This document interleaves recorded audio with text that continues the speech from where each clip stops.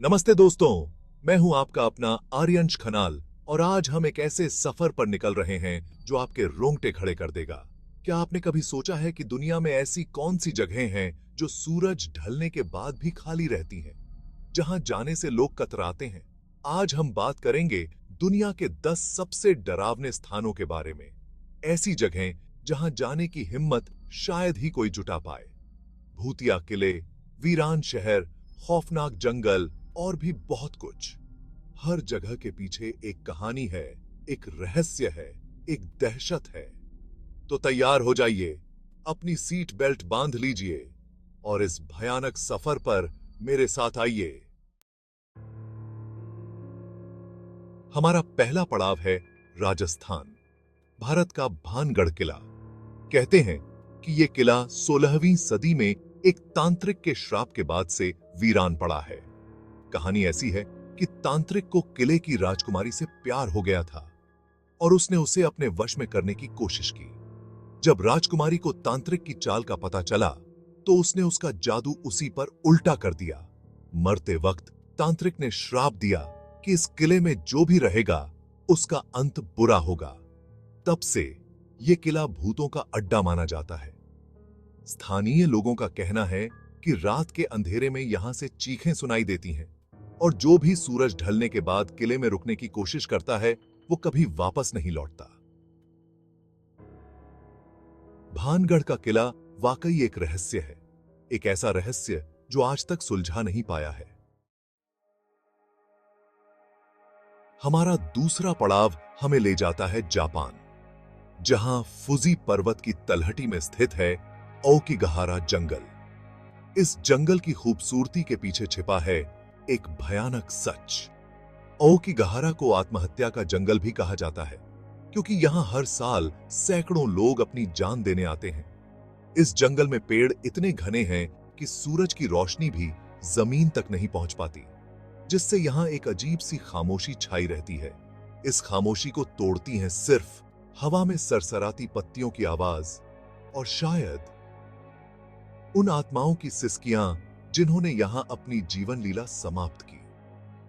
कहते हैं कि जंगल में प्रवेश करते ही एक अजीब सी उदासी और निराशा आपको घेर लेती है। क्या यह वाकई आत्माओं का अड्डा है या फिर यह सिर्फ एक मनोवैज्ञानिक असर है? हमारा तीसरा पड़ाव हमें ले जाता है यूक्रेन, जहां स्थित है प्रिप्याट, एक ऐसा शहर जो वक्त के थपेड़ों में खो गया। 1986 में चेरनोबिल दुर्घटना के बाद प्रिप्याट को पूरी तरह से खाली करा लिया गया था। आज यह शहर एक भूतिया कंकाल की तरह खड़ा है, जो उस भयानक रात की याद दिलाता है।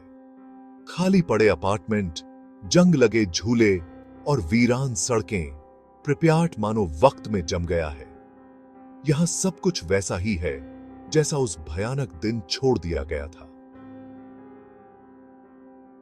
कहते हैं कि यहां की हवा में आज भी रेडिएशन की गंध आती है।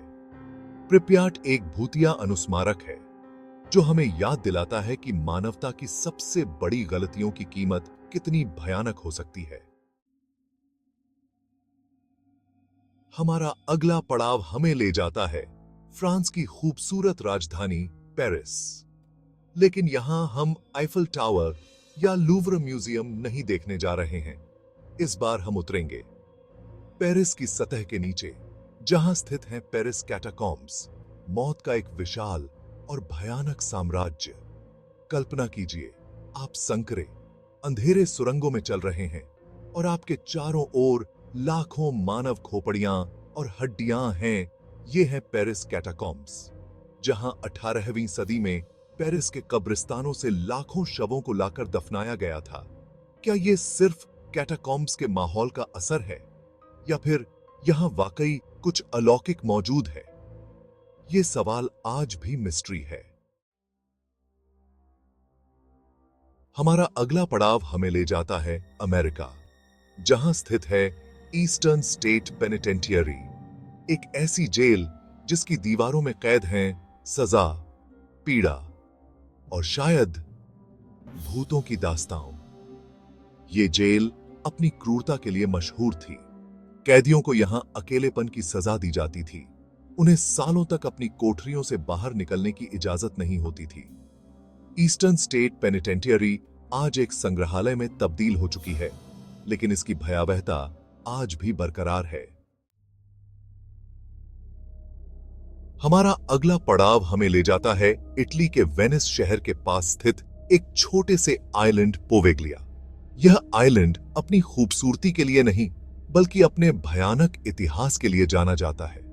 14वीं सदी में जब यूरोप में ब्लैक डेथ का कहर बरपा था, तो इस आइलैंड को प्लेग पीड़ितों के लिए क्वारंटीन सेंटर बना दिया गया था। हजारों की तादाद में बीमार और मरते हुए लोगों को यहां लाया जाता था और उन्हें जिंदा ही जला दिया जाता था।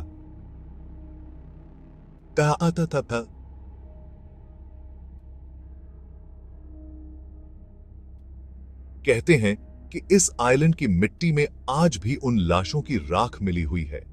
इटली सरकार ने इस आइलैंड पर जाना प्रतिबंधित कर दिया है, लेकिन फिर भी कुछ साहसी लोग चोरी छिपे यहां आते हैं, शायद मौत के इस साम्राज्य के रहस्यों को उजागर करने के लिए।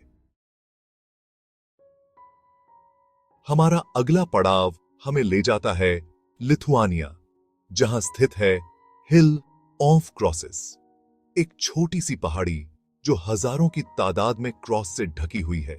यहां लकड़ी, धातु और पत्थर के बने हर आकार और प्रकार के क्रॉस देखे जा सकते हैं। इस जगह का इतिहास रहस्यों में डूबा हुआ है। कुछ लोगों का मानना है कि 19वीं सदी में रूसी शासन के खिलाफ विद्रोह के बाद शहीद हुए लोगों की याद में यहां क्रॉस लगाए गए थे। हिल ऑफ क्रॉसेस एक अजीबोगरीब जगह है। एक तरफ यह आस्था और श्रद्धा का प्रतीक है, तो दूसरी तरफ यह एक अजीब सी उदासी और रहस्य से भरी हुई है। हमारा अगला पड़ाव हमें ले जाता है रोमानिया ट्रांसिल्वेनिया के पहाड़ों में स्थित ब्रैन कैसल, जिसे ड्रैकुला के किले के नाम से भी जाना जाता है। यह किला 14वीं सदी में बनाया गया था और इसका नाम जुड़ा हुआ है इतिहास के एक क्रूर शासक व्लाद द इम्पेलर से, जिसे ड्रैकुला का प्रेरणा स्रोत माना जाता है। क्या यह किला वाकई ड्रैकुला का घर था? क्या यहां वाकई अलौकिक शक्तियां मौजूद हैं? यह सवाल आज भी मिस्ट्री है, लेकिन एक बात तो तय है, ब्रैन कैसल एक ऐसी जगह है जो आपके रोंगटे खड़े कर देगी।